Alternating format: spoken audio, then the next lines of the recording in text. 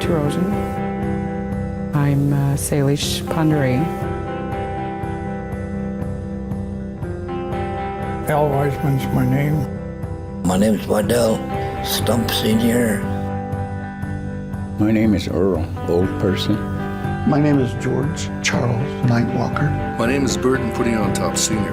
My Crow name is Chilaksha. Translation means 2 mornings. My name is Robert Magnet. Dr. Florence McGeesha Garcia. My name is George Horace Capsule Jr. My Indian name is Maistuaki, which means Crow Woman.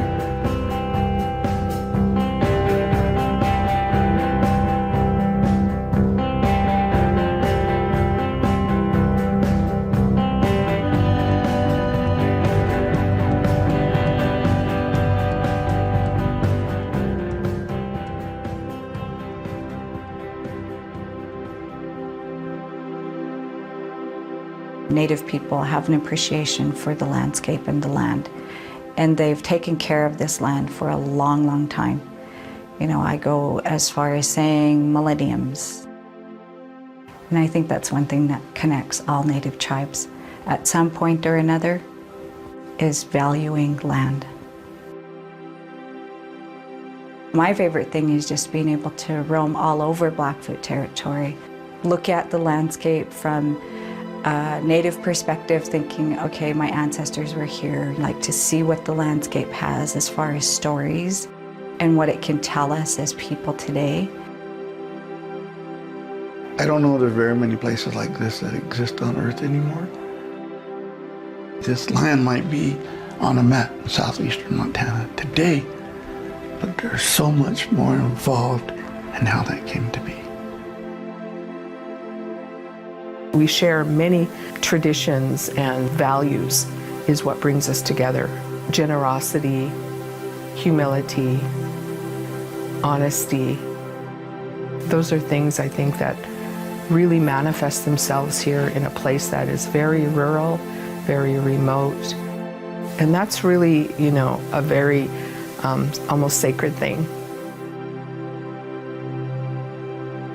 We have shared history, shared culture, but we're very diverse, and many different combinations, from traditional to very advanced technologically, to progressive thinking, to very conservative socially.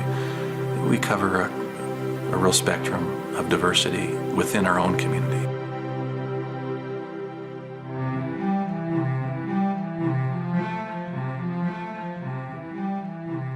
What I always hope to see is that my people have the ability to understand the elements of nature, what role they play in my survival, my people's survival, particularly the up-and-coming generations, the young people. In my view, the buffalo were a metaphor for our people in terms of the buffalo were at one time plentiful, more than plentiful.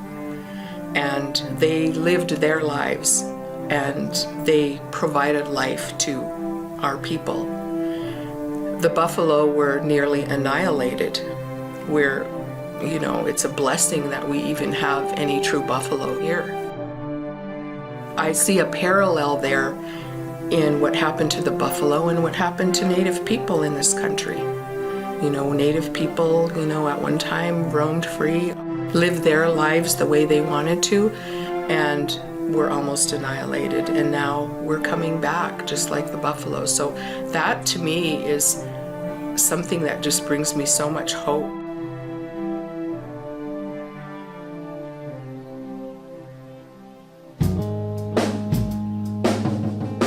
You're smelling what the prairie used to smell like and what the prairie should smell like. Close your eyes. Find a little time to sit back in the sun. Open up your mind. It's cool. If you're really lucky, sometimes I'll give you a glimpse, like I show you a slideshow of how things were.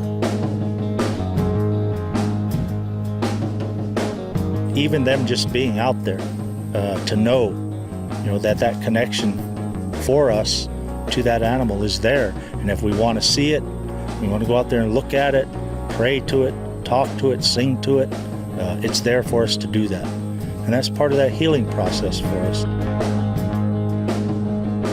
This is part of who we are, and we don't want to lose it.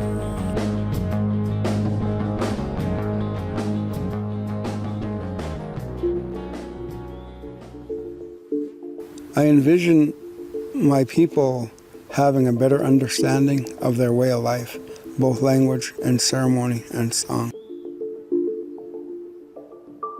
We were always taught by our elders to be proud of who you are and what you are, because we are what we are until we die. I admire a lot of our young people. They want to go back and try to revive those things. Today, when we put up our lodges, it's an opportunity for families to share with their children and grandchildren those traditional stories, that they know who they are as people. It is our way of celebrating the past into the new. I want our ancestors to realize that we're doing something good here. It's something that they died for, that eventually can have positive results. It's important for us as Indian people to continue to teach and to share what we have, so that hundreds of years down the road, they're still baking camas in the pit. They're still speaking our language.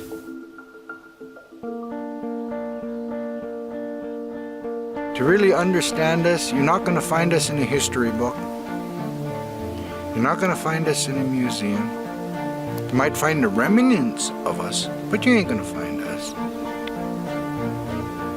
It would be good if people had the time, if they really wanted to know us, laugh and cry with us, participate in our ceremonies, share your ceremonies with us.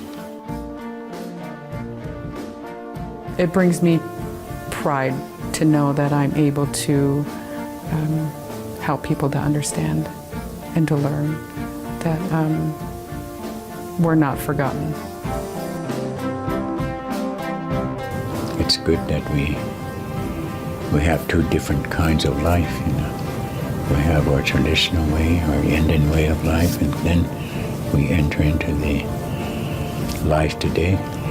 And it's important to our young people to remember that that's the life we're going to have to work toward.